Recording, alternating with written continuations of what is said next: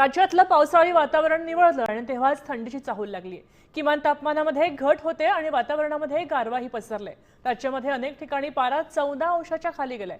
जळगाव, जेऊर, निफाड, नाशिक, महाबळेश्वर, वाशिम आणि त्याचबरोबर अमरावती सुद्धा तापमानाचा पारा कमी झाल्याचं पाहायला मिळतंय। 14 अंशाच्या खाली गारठा गेलेला आहे।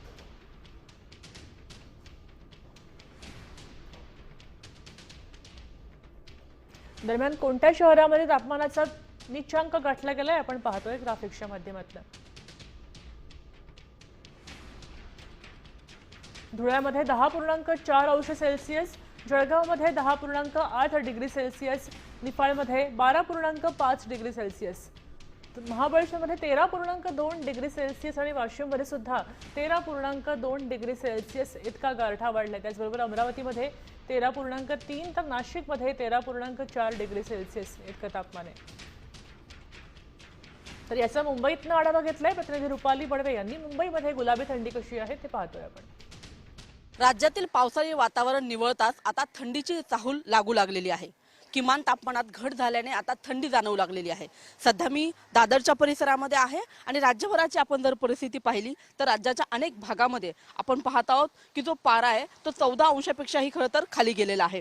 याच्यामध्ये जळगाव, जेऊर, निफाड, नाशिक, महाबळेश्वर, वाशिम, अमरावती यांच्यासारख्या काही भागांमध्ये तापमानाचा जो पारा आहे तो 14 अंशापेक्षाही खाली घसरल्याने आता गारठा वाढल्याचं जाणवू लागलेलं आहे।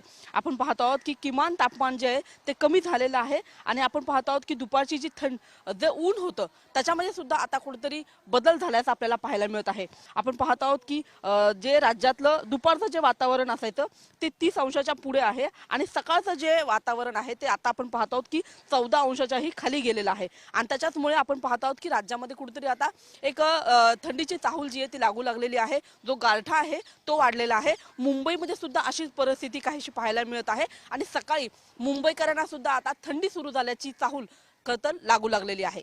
कॅमेरामन रोहित शिगवणसह मी रुपाली बडवे, साम टीव्ही, मुंबई।